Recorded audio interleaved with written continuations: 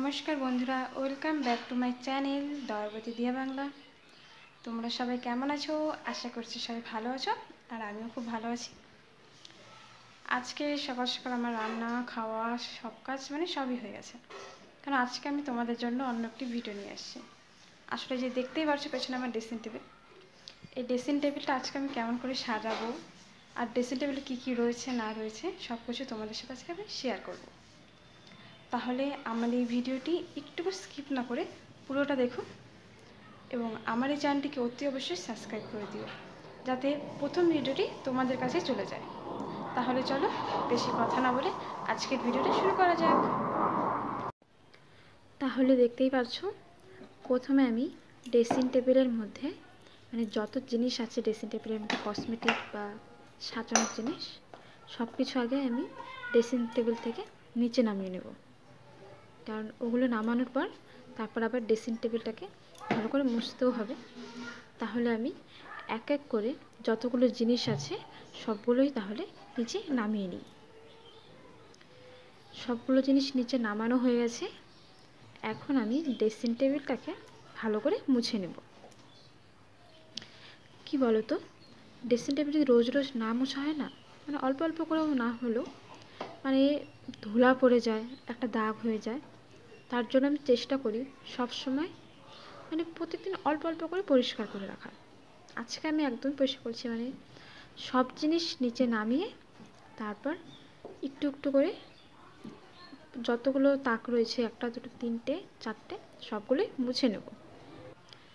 তারপরে ড্রেসিং টেবিলের সামনের যে অংশটা রয়েছে এখানেও অনেক জিনিস রাখা যায়, এই জায়গাটাও ভালো করে মুছে নেব। তারপরে এখন আমি সব জিনিস তাকের মধ্যে রাখা শুরু করব। প্রথমে এই পারফিউম, তারপরে রয়েছে পন্ডস পাউডার। এই পাউডারটা এখন ব্যবহার করা হয় না, কারণ এখন তো ঠান্ডার দিন, গরমের দিনই ব্যবহার করব, কিন্তু রেখে দিই। আর রয়েছে একটি নারকেল তেল, তারপর রয়েছে হিমালয়া ফেস ওয়াশ। হ্যাঁ, আমি এই ফেস ওয়াশটা ব্যবহার করি। আর রয়েছে বডি লোশন, এখন তো শীতের দিন বডি লোশনটা খুবই প্রয়োজন। আর রয়েছে আঠা, কারণ আমি অনেক জিনিস বানাই হাতে, তার জন্য আঠা অনেক দরকার হয়। আর রয়েছে ফেয়ার লাভলি, আমি ঠান্ডার দিনে ফেয়ার লাভলি তেমন একটা ব্যবহার করি না, গরমের দিনেই ব্যবহার করি। আর এখানে রয়েছে কি রয়েছে, রিমুভার। হ্যাঁ, রিমুভার তো দরকার নেল পালিশ ওঠানোর জন্য। এটা আমি অনেক দিন কিনেছিলাম, অনেক দিন আগেই কিনেছিলাম, হয়তো শেষ হয়ে গেছে। তারপর এখানে রয়েছে সিঁদুরের কৌটো। এখানে যে একটা সিঁদুরের কৌটো দেখতে পাচ্ছ আমার হাতে, এটা আমার বিয়ের সিঁদুরের কৌটো, এই জন্য আমি এটা রেখে দিয়েছি। আর এখানে কি কি রয়েছে, হ্যাঁ, এটা হলো আমার ক্রিম। আমি এখন শীতের দিনে এই ক্রিমটাই ব্যবহার করি, পন্ডস ক্রিম, কারণ ক্রিমটা অনেক ভালো ক্রিম, তার জন্য আমি এটাই ব্যবহার করি।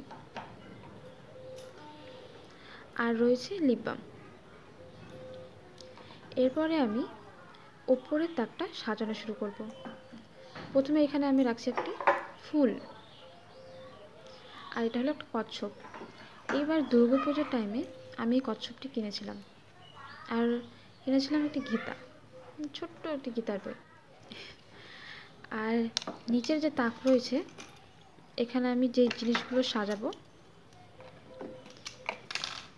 এখানে আমি রাখবো হলো আমার কসমেটিকের জিনিসগুলো, যেমন ঘড়ি, কানের, চুড়ি।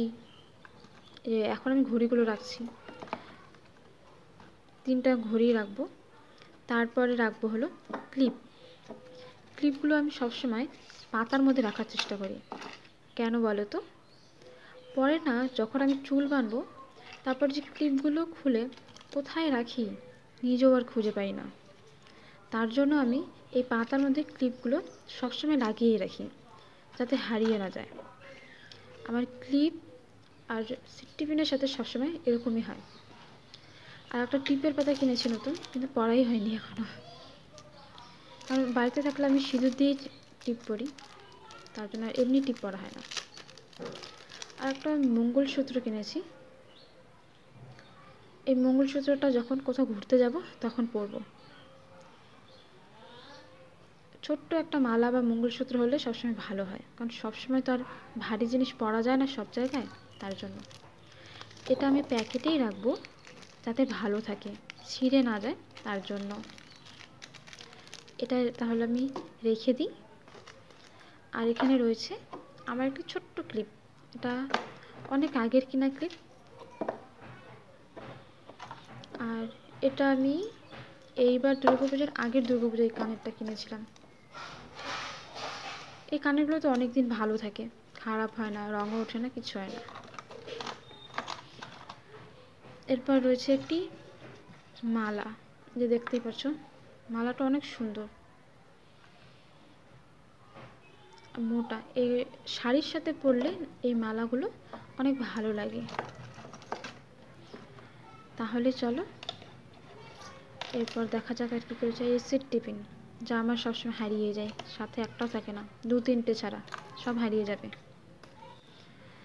তাহলে আমার পুরো কসমেটিকের বক্সটা গোছানো হয়ে গেছে। কসমেটিকের বক্সটা আমি ড্রেসিং টেবিলের উপরেই রাখবো। এই সামনের দিকে যে ফাঁকা জায়গাটা রয়েছে, এখানে আমি কসমেটিকের এই বক্সটা রেখে দেবো। আর ওই বক্সটার উপরেই এই গাছটা রাখবো, মানে এই ফুল গাছ, তারপরেও একটা পাখি। এটা অনেক সুন্দর লাগে আমার।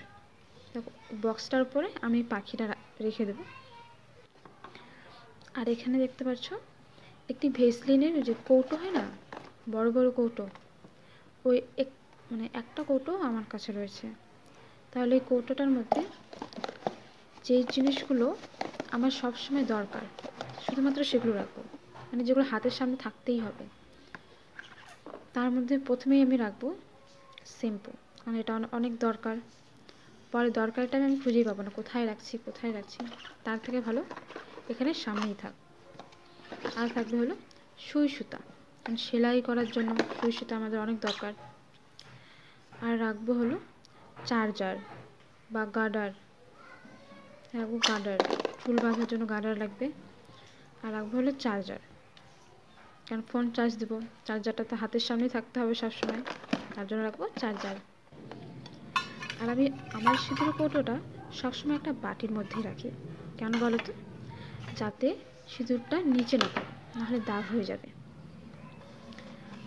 ড্রেসিং টেবিলের কর্নারে ছোট ছোট দুই দিকে জায়গা রয়েছে, এখানে আমি বেশি কিছু রাখি না, অল্প জিনিসই রাখবো। এই যে আলতা দেখতে পাচ্ছ, শুধু এই আলতাটা রাখবো, আর গুড নাইট, এই দুটো জিনিসই রাখবো, আর কোনো কিছু রাখবো না।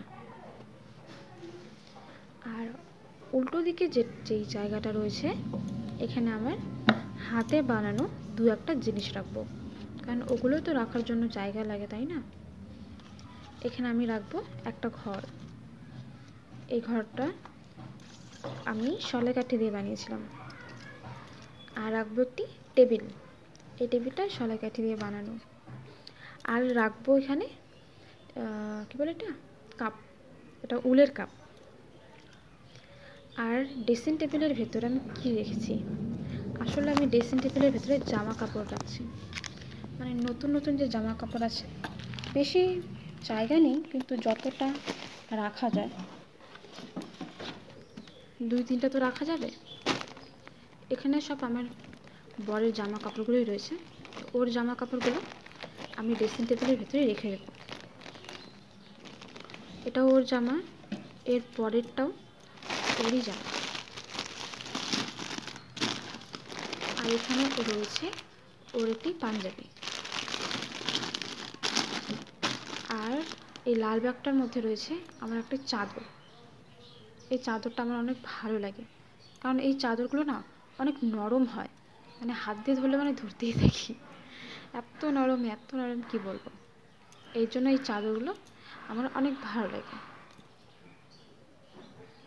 তাহলে আমার সম্পূর্ণ ড্রেসিং টেবিল একদম গোছানো হয়ে গেল।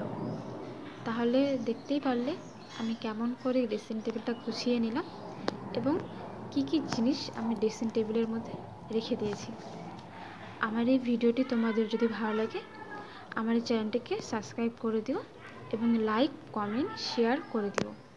এবং আমি এরকম নতুন নতুন ভিডিও তোমাদের জন্য অবশ্যই নিয়ে আসবো। তাহলে আজকের ভিডিওটি এখানেই শেষ করা যাক। দেখা হচ্ছে পরের ভিডিওতে।